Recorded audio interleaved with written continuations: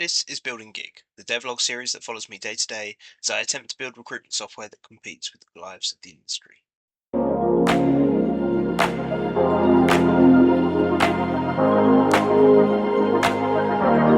Okay, so back again with another week.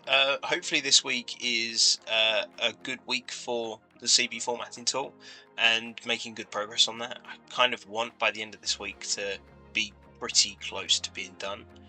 I said a couple of weeks ago that I've got like an arbitrary date of the 17th of October, and that's the Friday that's coming up. So I really want to make as much headway as possible to get to that date. Now, on Friday, I'm actually with the other guys. We've got like quarterly meetings, so I've actually only got till Thursday this week to kind of push towards the finish line. And as you know, if you followed along these videos, nothing really ever goes to plan. So it's head down, make as much progress as possible until something pops up, and kind of just try and get things done by Thursday. Now, I've spoke to Luke, and obviously before this thing can go out, it needs to be tested. So the plan is to kind of get a testable version done by end of play Tuesday, by lunchtime Wednesday at the latest, where he can then find some time to test. The reality when these things are done is they don't go live straight away. Obviously, people have lives; they need to go through testing. Even if I got it finished for Friday, there's no expectation that it's going to be tested over the weekend. I can launch it on Monday, so we kind of like have a week buffer. So next week will likely be, if I can get things done this week, next week will be our test and feedback loop, make changes, back through the test and feedback loop until we're happy. So we're kind of probably still looking at probably towards the end or the first week of November before things are ready to launch with this. But that's the way these things go. And yeah, we just need to crack on as best as we can, and that's the plan this week. Finally made some progress on the style settings for the formatter. I've mentioned in videos in the past how I've kind of struggled with how it's going to lay out, and it always looked crowded and stuff. And I finally kind of got to a point where it looks better, usable, okay. Now, I mean, I'll show you from here. So if we go into here, I've now shrunk down these options a bit, and then in each one of these, it's just laid out a bit better. But you can see I've put the hide show options up here, so each section has its own hide show options, which are kind of like a part of that section. So rather than a big long hide show list, I've still got the big hide show list up here. But now there's kind of like these two sections. So if you're on the header options, you can go in here and you can hide these separately. And then I've got this icon which I mentioned on video last week, with the colour next to them. I think they're fine. And then in the drop downs, I've kind of labelled them better. So this said like style 1, style 2, style 3. So instead now I've put rounded, you can't see in here, but square, and then rounded and circle are kind of the options. So when you're looking at the options there, I think that being a little bit more descriptive just helps to understand what it's about, what that option does. And then here, instead of going for small, medium, large, extra large, I've then just put pixel size.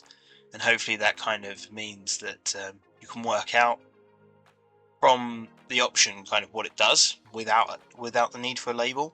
Same with like left, you can kind of say that, okay, that's going to be left, center, right, for the align options. So I've done that all the way through. The icons, you can see you've got hide icons, and then the icon settings exactly the same. It kind of just follows the same all the way through. So you've got the titles. That doesn't work, that's a nice little bug to fix. But you've got the titles, the same, and these go down. So I think it looks better. It's still not perfect. It's definitely progress, and it's going to be a place in which I kind of draw a line for now. I'm going to move on. I'm going to put effort now into making these accessible from the company settings page, where say like the account owner can create defaults so that all the users can go in and don't have to play around with the settings. That's the next port of call, and I want to kind of get that done.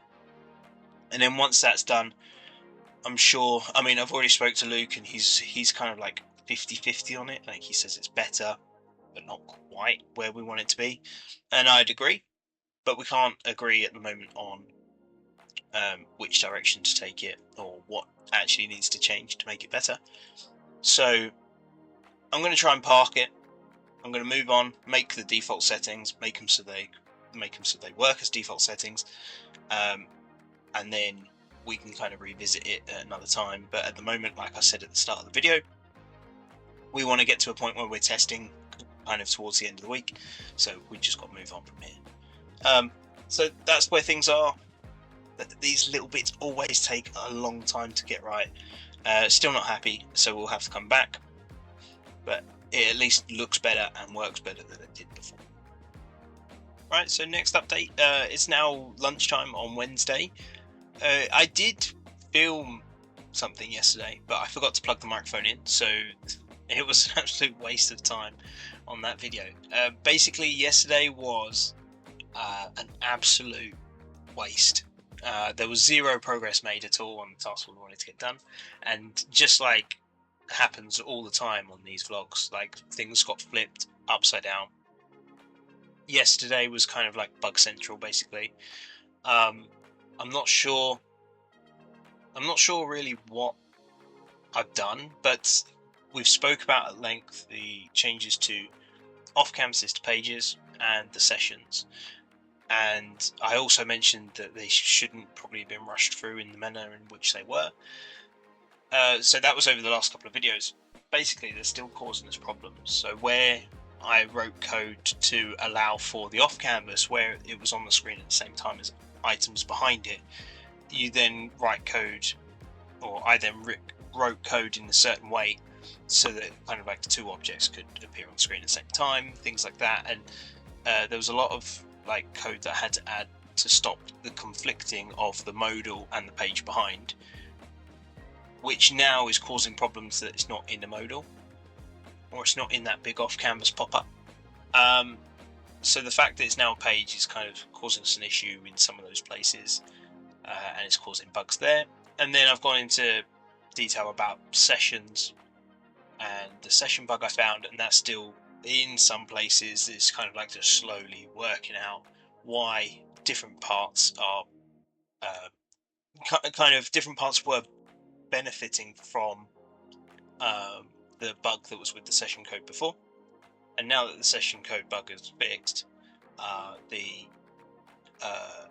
they're now not working because they relied on it. It's very weird and it's quite hard to explain, but that's kind of what yesterday was. It was people in chat asking these questions and then being like, oh, and then having to go through and basically hotfix a lot of stuff.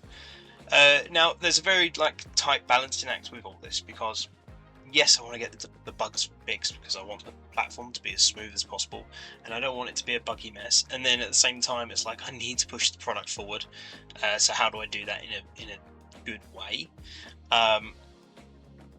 So it's really hard to balance these, especially as we put like this date that we want to get it done by Friday.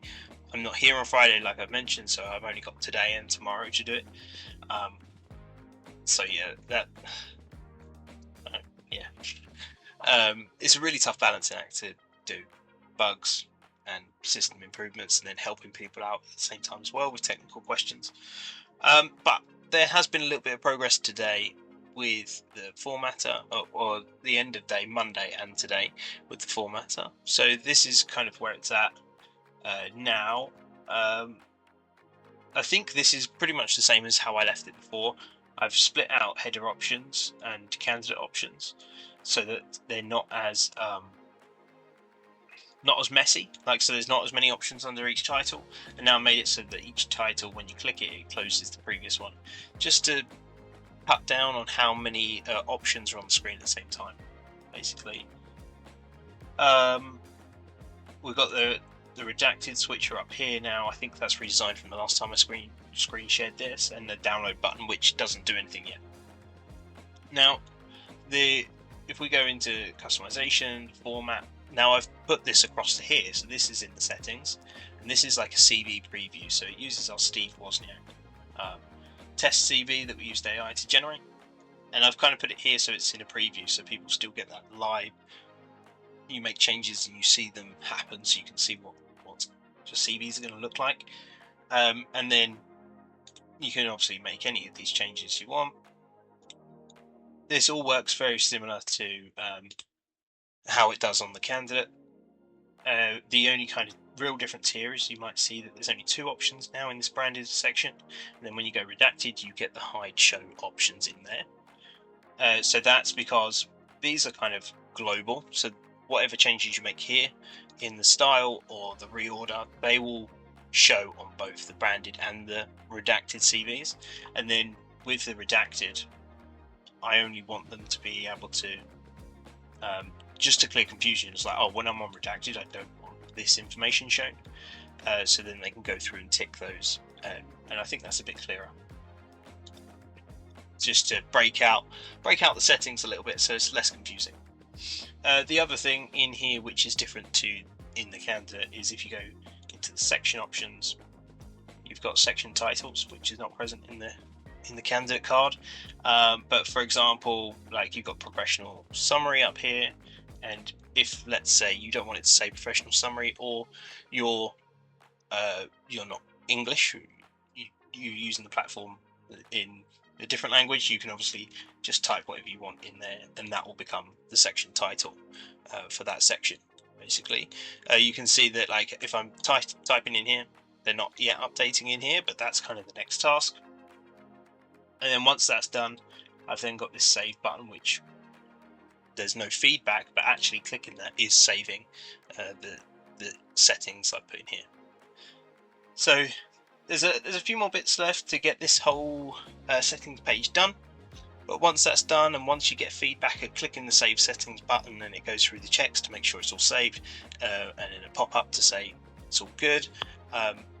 Obviously then we're well on our way then at that point.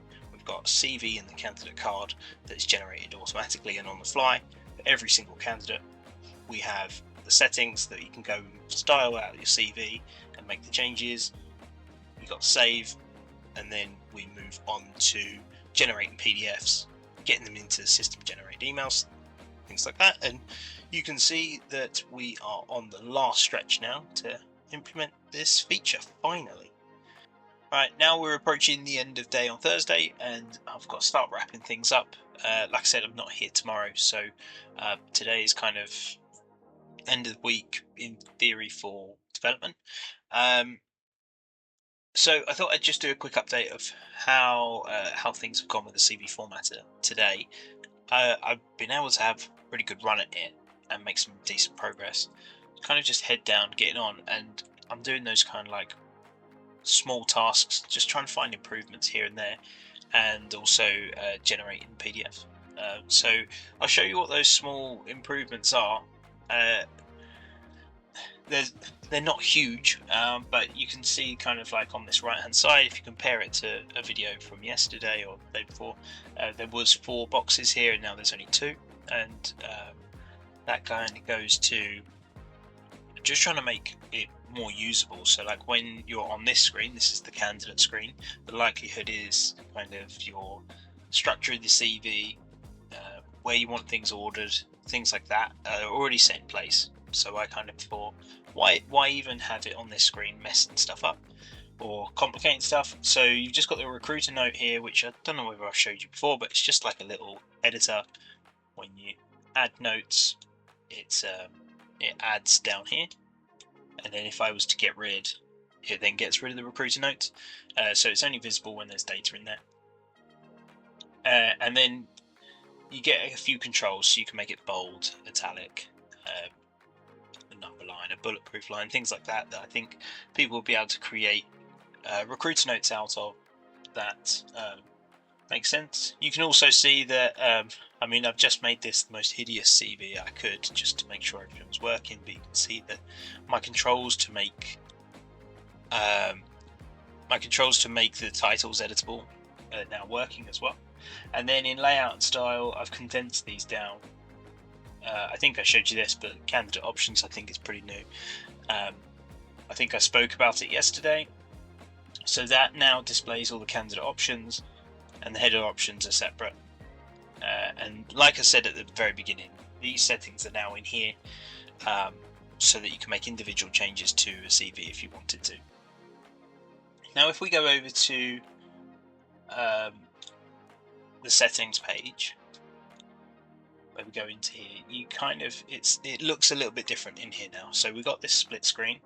This is in a scrollable box, and the reason it's in a scrollable box is, let's say like you want to edit the footer options. When you click that, it then scrolls down right to the footer, so that you can kind of make the changes and you know what these actions are actually forming, because you can see it. Whereas before, like, the footer was hidden at the bottom of the page and you could be changing stuff on the footer and you wouldn't see it. So this is what I mean by kind of the little, like, the smaller changes. And then when I click header again, it goes back to the top, just so that what you're editing is what's visible. I've then got this branded and redacted. So on the branded side, there's no options for reordering or the recruiter note. Obviously the recruiter note is not necessarily required at this point because these are default settings, but the reordering, what I've done is I've actually merged it into the section options. So in section options, you've got here the ability to rewrite the titles in here. So let's just like put this back to professional summary. And my face is covering it, but you can see that that's updated there. Education, we can put those back to rights. And then at the same time, these section titles, whilst being editable, are also draggable. So I can drag these up and you can see that my education moved up to the very top, or maybe I want professional summary back at the top, I can drag that up as well. So this whole section now controls the titles and the ordering, which I think is pretty neat. It's a lot neater than having the two boxes where I'd added the titles as a separate, so I actually had three doing the exact same task, which I think is quite nice, how it's all reduced down together. The other one, when I click on redacted now, this brings me up to the show hide options that we had in the separate drop down before. Now this is because the redacted CV is likely the one that you want the controls over of what you're hiding and showing, so you can turn stuff back on if you want to for the redacted. The branded's also got options, but they're within their respective headers. And then hit and save, that'll do. That'll save basically. Now lastly, if we go back to the person's CV over here, I've also made a start on saving this as a PDF. So if I click download, there's no feedback yet, but I have clicked, it's actioning, there you go, and it's downloaded that person's CV now, or it's generated that person's CV into a PDF. Now, it's still not perfect. You can see, like at the top, if I move my face, like there's no logo at the top here, so it's not dragging through images, it's not generating the PDF with the images. And then we've got like a little bit of cut off here, just by certificates. Obviously that's the end of a page. And then, and then it ends there instead of putting the footer at the bottom. So there's a few things that still need working out with it. There's a few changes to be made, but you can see progress is pretty good. And then just to show, like if I put a note in, I'll just say like this is a note.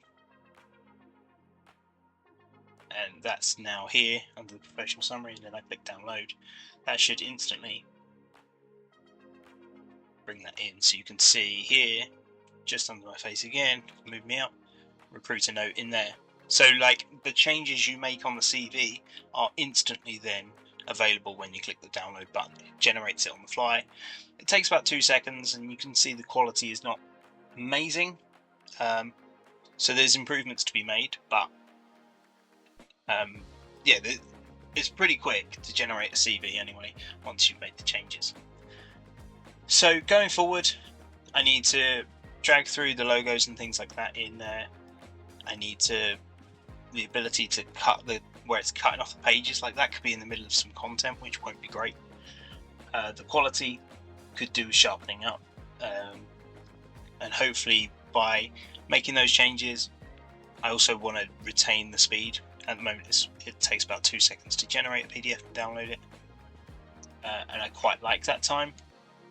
So I don't want to make too many changes to improve the quality and then slow it down. So I've got to find that balancing act. However, you can see it all coming together. You can see how close it is now as a complete function. I'm going to head down, make those changes that I've spoke about, and then get it into testing this afternoon before I break for the day.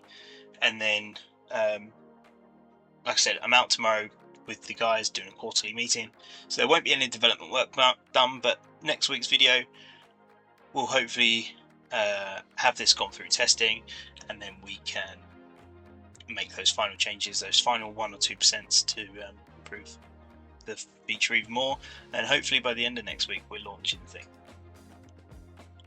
So finally, I think this is what's this, video 6? Finally getting to a point where this is looking like a feature worthy. Obviously my example completely sucked and looks hideous, but you can see how the whole feature has come together. But yes, I'm going to wrap it up there. So end of this week, if you've got any questions, if you've got anything to ask, then please leave a comment. I will do my best to answer it. If you start with "Hey James," then I will record the response in a video and put it up in a future video. If you wanted to catch the guys, that's Luke and Andy. They do a weekly podcast, the Giighire podcast, on YouTube or your favourite podcast player. But yeah, until next week, where we continue and hopefully finish this thing off.